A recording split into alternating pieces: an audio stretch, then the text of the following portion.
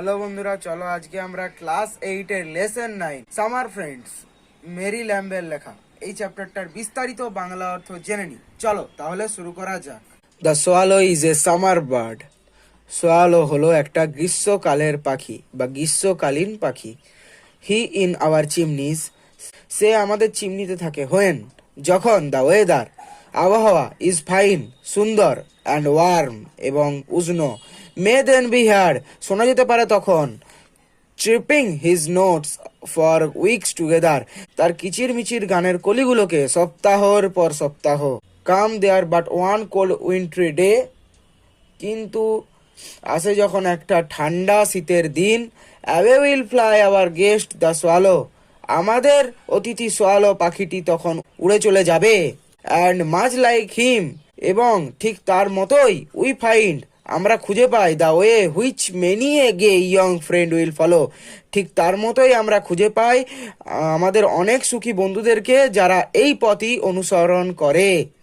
In dreary days of snow and frost, তুষার কুয়াশা এবং শীতের খারাপ দিনগুলোতে, closer to man will cling the sparrow, মানুষকে আঁকড়ে ধরে থাকবে চড়াই পাখিটা।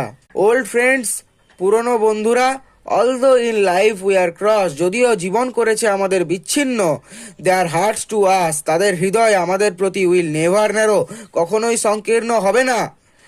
গিভ মি দ্য ওয়ার্ড, দাও আমাকে সেই পাখিটি। গিভ মি দ্য ফ্রেন্ড, দাও আমাকে সেই বন্ধু। উইল সিং ইন ফ্রস্ট, যে শীতেও গান গাইবে। উইল লাভ ইন সরো, এবং দুঃখেও ভালোবাসবে। What are mischance today may send, আজকাল বা আজকে যতই দুর্ভাগ্য আসুক না কেন, will greet me with his side tomorrow, কালও সে আমাকে দেখে আনন্দের সঙ্গে সম্ভাষণ জানাবে। দেখো, এই কবিতাটা পড়ে আমরা এইটুকুই বুঝতে পারলাম যে সোয়ালো হলো গ্রীষ্মকালের পাখি। কবি বলছেন সে তার কবির চিমনিতে সোয়ালো পাখিটা আসে কখন না, সুন্দর এবং গরমের দিনগুলোতে, তখন তার গানের কলিগুলো শোনা যেতে পারে। কিন্তু যখনই শীত আসে তখনই সোয়ালো পাখিটা উড়ে চলে যায়। আসলে এই পোয়েমটার বাহ্যিক অর্থ এক, অন্তর্নিহিত অর্থ আলাদা। তাই এই রকম পোয়েমগুলোকে বলা হয় অ্যালিগরিক্যাল পোয়েম বা রূপক ধর্মী কবিতা। রূপক ধর্মী কবিতা বলতে সেটাকেই আমরা বুঝি যার বাহ্যিক অর্থ এক আর অভ্যন্তরীণ অর্থ আলাদা, দুটো কিন্তু সেম নয়। এখানে এমনি লাইন বাই লাইন পড়লে মনে হবে যে সোয়ালো পাখিটা হচ্ছে গ্রীষ্মকালের পাখি।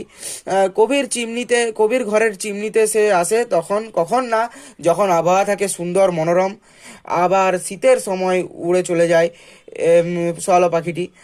আবার এরকম অনেক সুখী বন্ধুরাও এই নিয়মটা পালন করে। মানে এখানে কবি কি বলতে চাইলেন, যখন মানুষের জীবনে ভালো সময় তখন কিন্তু অনেক বন্ধু বান্ধব চলে আসে, কিন্তু যখন মানুষের জীবনে খারাপ সময়, সেই মানুষের জীবনে তখন কিন্তু তার পাশে দাঁড়ানোর মতো আর কেউ থাকে না, সবাই কিন্তু চলে যায়।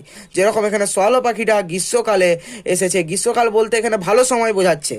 আর শীতকাল যখনই এলো তখন কি হলো না, সোয়ালো পাখিটা উড়ে চলে গেল। শীতকাল বোঝাতে এখানে খারাপ সময় বোঝাচ্ছে। এমনি তেমনি বাস্তব জীবনে অনেক বন্ধুরাও এটা পালন করে। আবার 3 নম্বর স্ট্রেঞ্জাতে কবি বলছেন যে আবার দুঃখের সময়ও চড়াই পাখিটা মানুষকে আঁকড়ে ধরে থাকে। ক্লোজার টু ম্যান ক্লিং, আঁকড়ে ধরে থাকা। তার মানে অনেক বন্ধু আছে যারা দুঃখের সময়ও অন্য বন্ধুর পাশে থাকে, সেগুলোই হচ্ছে প্রকৃত বন্ধু।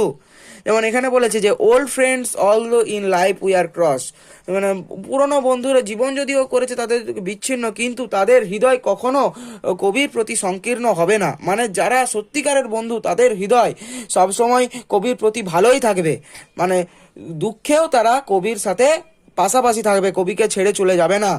এটাই এখানে বোঝাতে চেয়েছে কবি, যে আমার সেই রকম বন্ধু দরকার যারা হচ্ছে প্রকৃত বন্ধু, যারা দুঃখেও আমার সঙ্গে থাকবে এবং সুখেও আমার সঙ্গে থাকবে। কবি এটাই বলেছেন। বন্ধুরা, তাহলে আজকের মতো এ পর্যন্তই। এর পরের দিন অন্য ভিডিও নিয়ে আবার আসবো। ভিডিওটা ভালো লেগে থাকলে আমার এই চ্যানেলটিকে সাবস্ক্রাইব করো এবং আমার এই চ্যানেলের পাশে থেকো।